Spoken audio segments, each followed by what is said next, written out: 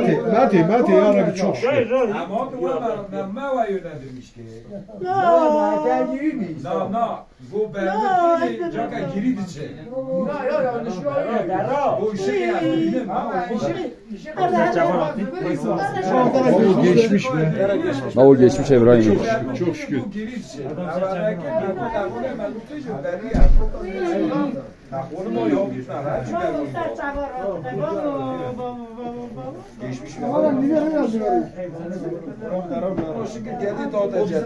Hadi valla çok şükür.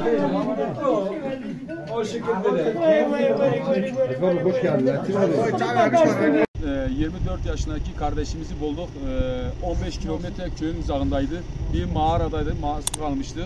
Kendisine ulaştık, getirdik, ailesine teslim ettik.